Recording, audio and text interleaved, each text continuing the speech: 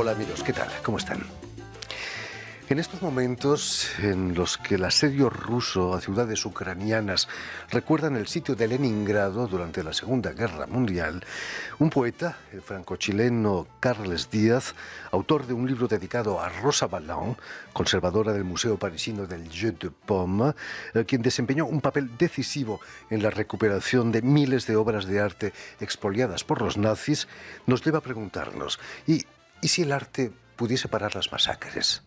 ¿Y si el arte pudiese unir a esos hombres que todo separa? Precisamente para intentar responder a lo que parece una utopía y para hablarnos de su libro publicado recientemente en la editorial francesa Poésis, L'Arbre face au monde, el árbol ante el mundo, Carles Díaz ha sido tan amable de venir hasta nuestros estudios. Muy buenas tardes, Carles. Buenas tardes, Jordi.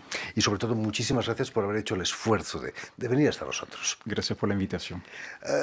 Permite que explique a nuestros oyentes que has nacido en Santiago de Chile, en el barrio de Providencia, si no me equivoco, en 1978, y que eres además doctor en Historia del Arte. Desde tus primeras publicaciones te comprometes ya en la protección del patrimonio en peligro y sobre todo en la defensa de lenguas autóctonas. Tu nombre de pila es Carles, no Carlos. ¿De dónde sale ese Yo amor? lo he gasconizado. Cuando comencé a escribir en francés, digamos que tengo una relación que es muy telúrica con la tierra, con el lugar en que vivo.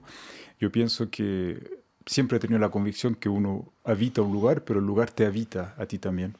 Y cuando decidí instalarme en la Gascoña, me dije que era normal, como un acto casi, vamos a decir, solemne, de adoptar el nombre Carlos Carles. Bueno. Entonces eso, a partir de ese momento, vamos a decir, casi fundador, comencé a firmar mis trabajos como Carles. Gascoña es la región entre Burdeos y el Océano Atlántico. ¿Te recuerda, además de ser una región vitivinícola, te recuerda en cierto modo Chile? Hay una cierta nostalgia de tu Chile natal. Yo no diría que tengo nostalgia de Chile, pero pienso que hay un vínculo muy íntimo entre la Gascoña, entre la Occitania y la cultura latina en general, la cultura latina en el sentido romano del término, ¿no? Pienso que hay una sociabilidad, una forma de ver y de entender las cosas, de ver el mundo. De hecho, hace muy poco tiempo atrás una persona me decía, cuando yo viajo a América Latina tengo la impresión que el Mediterráneo está acá también, que Nápoles es Valparaíso y que Valparaíso es Nápoles. Entonces creo que hay algo muy, muy sensible entre las culturas y por lo general, como decía, yo no soy de tener nostalgia por los lugares porque considero que el tiempo siempre hay que conjugarlo al presente y que vivimos el instante en donde estamos. Naturalmente. ¿Qué es lo que hizo que vinieses a Francia? Que te cogieras una mochila, me decías, y llegases aquí a Francia. Podría decirlo de una manera muy simple, en parte mis quimeras, mis locuras, las voces de las sirenas, porque yo sé que puede parecer lugar común decirlo, pero tuve la convicción desde muy pequeño que iba a ser escritor, a los 14 años, y trabajé por ello.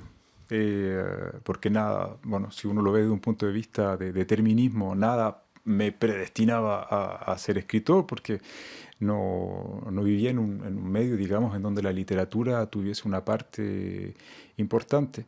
Y desde el momento en que comencé a albergar esa idea y ese sentimiento de querer convertirme en escritor, comencé a imaginar cosas, a soñar y entre ellas a decirme que para ser escritor había siempre que pasar por lo que podría ser una suerte de bautizo del trópico, es decir, que algo marque fundamentalmente ese compromiso y en mi caso yo quería que ese compromiso pasara por la lengua, escribir en otra lengua, despojarme no renunciar, sino despojarme en un sentido casi lúcido e intelectual de mi cultura para poder aprender el mundo de una nueva forma. Y escogí la lengua francesa para hacerlo. Atravesas el Ecuador y los Andes para venir a Francia. ¿Qué es lo que te hizo, qué es lo que te ha hecho la lengua de Cervantes para que la dejes de lado y adoptes el francés como lengua de escritura? La verdad es que la lengua de Cervantes yo no la he abandonado nunca. Soy un ferviente enamorado de mi lengua, de la poesía castellana particularmente, pero creo que tengo quizá, como podría haberlo dicho en el siglo de oro, tengo algo de pícaro con mis relaciones lingüísticas, porque aún siendo muy apegado al castellano, siento un amor muy grande por la expresión lingüística. La lengua francesa, como siempre lo he dicho, perdón, la lengua castellana es la que me dieron mis padres, es mi lengua con la que vine al mundo. La lengua francesa es mi lengua de matrimonio, puedo decirlo de alguna forma administrativa, porque es aquí donde vivo y es aquí donde escribo mi día a día. Y también la lengua gascona, la lengua occitana, que es, aún si prácticamente ya no se habla, que es la lengua en donde encuentro una resonancia cultural, espiritual muy fuerte con algo que desde pequeño me hacía soñar, que es la cultura de los trovadores. Y cuando yo escucho hablar el occitano, o como dicen popularmente, el patois, que es una expresión que a mí en lo personal no me gusta mucho, Un poco porque despectiva, ¿eh? claro, por supuesto. Considero que hay algo ahí que lleva a la época de Guillaume de Aquitaine y otros trovadores que, que tienen un lugar mayor en el imaginario colectivo. Carlos Díaz, pero es un verdadero desafío, ¿no? Ponerte a escribir en una lengua que no es la tuya. Es una lengua de adopción, que la has adoptado maravillosamente, pero Es muy difícil, es complejo porque en alguna medida tú vas a contracorriente, porque yo creo que eso también deja entrever la orientación que tú le das a tu trabajo, el valor, vamos a decir, fundamental que tiene para mí en la literatura esa relación con la lengua, es decir, tomar el tiempo necesario para invertirlo en una empresa que va a ser de largo aliento. ¿M? Una empresa en la cual muchas veces tú vas a avanzar a tientas, en la oscuridad. Marguerite Duras decía siempre que la literatura tiene que ver con la noche. Hay algo de nocturno en la escritura, es decir, que hay una parte de ignorancia muy, muy grande y es con algo de lucidez y con el esfuerzo que podemos llegar a traducir cosas, a revelar cosas. Y yo creo que haciendo si lo puedo decir de una manera simple, este acto de fe, para mí es la manifestación real de esta cosa que me picó cuando fui pequeño y que en algún momento me hizo sentir que lo mío eran las además letras. puedes aportar seguramente algo nuevo en la lengua francesa. No eres el primero en cambiar de idioma. Estoy pensando en Beckett, en Ionesco, en tantos otros. Bianchotti, hablábamos del argentino Bianchotti, o Laura Alcoba.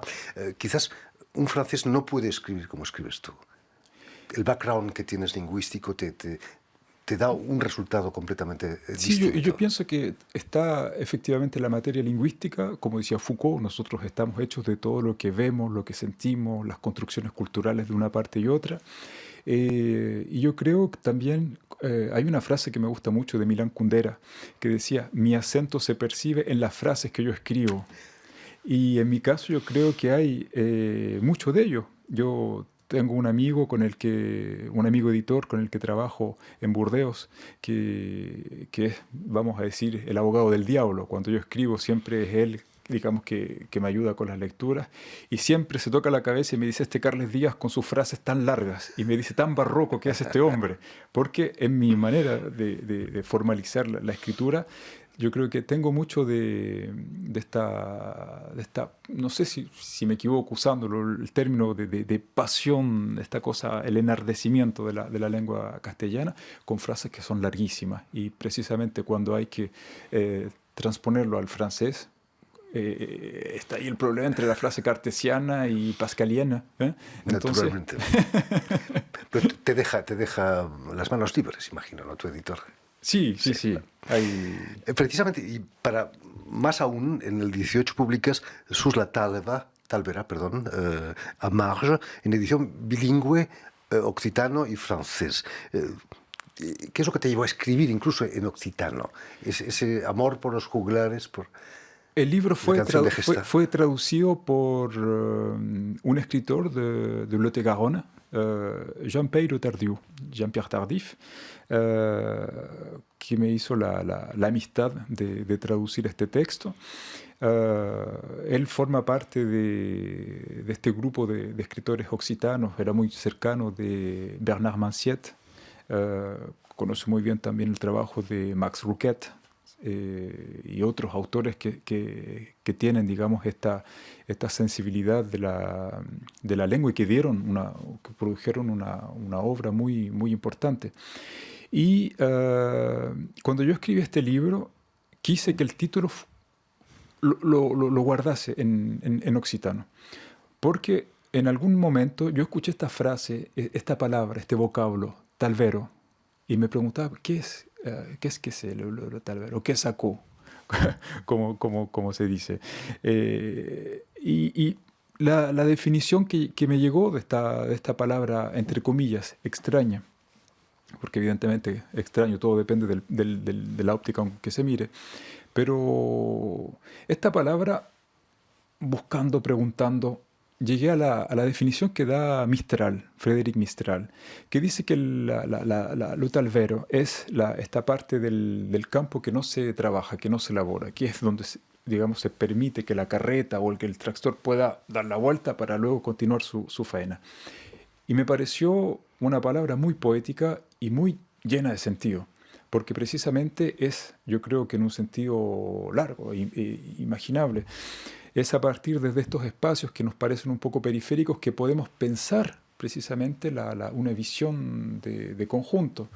Pensar no solamente, yo creo, la historia a partir de un punto de vista centrista o un punto de vista jerárquico, sino también a partir de los lindes. El poeta siempre ha estado en el margen, ¿no? Siempre. En el 2018 eres galardonado con una beca, la beca Sagan Alexandrian, de creación de vanguardia, por tu libro La Venus encordée, La Venus encordada, en la que inventas, si me permites, un género, con permiso de Cervantes y su Quijote, que puede calificarse de poético biográfico. ¿Cómo nace la idea de escribir un diario de un personaje como Rosa Ballán, de la que hablábamos, real e imaginario, con poemas que se le pueden atribuir o no, o se te pueden atribuir a ti? ¿Cómo nace esa idea? Sí, en verdad fue un proyecto bastante ambicioso que me llevó de romería a los Pirineos. Fue en los Pirineos, en plena marcha, en que llegué a la conclusión de lo que quería hacer, en verdad. Porque tenía retazos, tenía ideas, tenía una ambición de, precisamente, en esta voluntad siempre de querer confrontarme a la escritura y de no caer en una especie de relato consensual o banal. No, yo trato, por lo general, lo digo sin pretensión, de hacer, digamos, de salir de los senderos, Y pasar por los márgenes. Pasar por los márgenes y tratar de ir siempre hacia algo que sea intemporal, algo que pueda resonar con el paso de los años y que escape un poco de la actualidad y de las cosas, digamos, de las contingencias. Entonces, tenía ganas de escribir un relato en el cual yo pudiese también estar en un cierto estado de errancia, no ser yo como sujeto que hable, sino que darle la voz a otra persona, hablar en otra época y conjugar muchas cosas. Entonces encontré que la figura de esta mujer reunía muchas calidades que me parecían importantes de ponerlas de relieve y sobre todo que en ese momento, estamos hablando del año 2016-2017 cuando yo comencé a trabajar este texto, Rose Valland era aún una figura desconocida prácticamente de la historia del arte. Tú eres doctor en Historia del Arte. Rosa Ballán era capitán en arte en el ejército francés durante la ocupación aquí. Es increíble, ¿no?, que el ejército admita una capitana en arte. ¿Qué tuvo de interés para ti este personaje, Rosa Ballán? Yo pienso que hay algo que es significativo en la figura de esta mujer, que es el coraje, que es la valentía y que es la conciencia de la hora. Es decir, eh, yo creo que, bueno, no fue ella en verdad la que lo dijo, fue el personaje del libro, pero dice, siempre hay que conjugar el aquí y el ahora, y no necesariamente en la primera persona, sino en el nosotros, porque solo no vamos muy lejos y por lo general tenemos que tratar de entender el mundo en su complejidad y pensándolo también en una suerte de fraternidad. Y cuando uno examina la historia de esta mujer, uno se da cuenta que hay algo ciertamente muy noble en el propósito, que es de salvaguardar la memoria, salvaguardar el patrimonio y dicho de una manera simple, hacer frente a la barbarie, al anatema, que es aquel de la destrucción, del Terrible. nihilismo. ¿Imaginabas cuando trabajabas en este libro que pocos años más tarde conservadores de museos de Kiev estarían encordando Venus también para protegerlas de la invasión rusa? La verdad es que en ese momento, cuando yo termino de escribir este libro, y bueno, me conceden la beca Sagan Alexandrien, ya estaba de actualidad el tema de los ataques yihadistas. Entonces, habían las imágenes que son terribles, que pudimos ver, los sitios de Nínive, de Khorsabad, de Azra, etcétera. Estaban estos hombres con máquinas destruyendo al bulldozer, Terrible. y bueno, todo lo que ellos consideraban de idolatría. Entonces, yo creo que siempre hay una lectura que es susceptible en alguna medida de reactualizarse. Esta cosa que vivimos en la época de los nazis, cuando hablaban ellos del arte degenerado, luego los yihadistas, ahora lo que está ocurriendo en Ucrania, lo que ocurrió también en América Latina en los años 70, Naturalmente. 80. Son realidades, yo creo, Son que vuelven. cíclicas. Y es por eso que hay que guardar, yo creo, la lucidez y la memoria de la fragilidad de las cosas y, como se dice, que rien n'est acquis. Nada está adquirido. La Venus encordada es el primer volumen de una trilogía, me contabas. Acabas de publicar también en la editorial francesa Poésis El árbol ante el mundo, en el que repites el mismo ejercicio de estilo con el supuesto diario de un pintor alemán de mediados del siglo XIX, Karl Alexander Simon. ¿Qué es lo que te interesó de ese artista poco conocido finalmente, no? Quizás Sí, que acabó sus días en Patagonia, la Patagonia chilena. en Patagonia Occidental, sí. Carl Alexander Simon es un artista de lo que se considera hoy en día por la historia del arte, en francés se dice un petit maître, un pintor, Sí, de segunda fila. claro, que no tuvo su lugar en la historia del arte, en la gran historia del arte, en el relato, vamos a decir, oficial del arte occidental, y sin embargo es un artista que es extremadamente interesante en su manera, ya en su formación, vamos a decir, académica, en su cierta eh, capacidad de imaginar el mundo. Yo creo que fue un artista visionario en muchísimas cosas. Ah, cuando Carl Alexander Simon estaba en Múnich, porque bueno, se formó en Berlín, luego estuvo en Múnich, luego conoció periodos de exilio, y viaja a Chile en 1850. Eh, Carl Alexander Simon yo creo que fue un personaje que tenía mucho de romántico en su concepción del mundo, en su manera de imaginar las cosas. Cuando él viaja a Chile, hay ciertamente un proyecto que sería literalmente lo que uno dice ir a buscar la América, es decir, quizás darse una nueva posibilidad. considerando que, bueno, que Europa a mediados del siglo XIX atravesaba periodos de turbulencia después de la seguidilla de movimientos que hubieron después de la Revolución de 1830 en París, que tuvo sus repercusiones. Entonces, yo lo que quise hacer con el libro no es un trabajo de documentación, no es un trabajo de historia, no es un trabajo biográfico ni hagiográfico tampoco. Es decir, que quise revisitar la figura de Carl Alexander Simon, darle una voz poética en la cual poder hacer que resuenen sus aspiraciones, sus ideales. Hay algo que es muy interesante en la obra de Carl Alexander Simon, más allá del aspecto visual y pictural, que era su proyecto de fundar una colonia libertaria. Entonces, él lo dice en muchas oportunidades: voy a fundar una nueva patria, una nueva Atenas en este mundo. Pero tú sabes que es un tópico también esto, porque durante el siglo XIX se habló mucho de estos intelectuales o artistas que partían un poco a las antípodas para fundar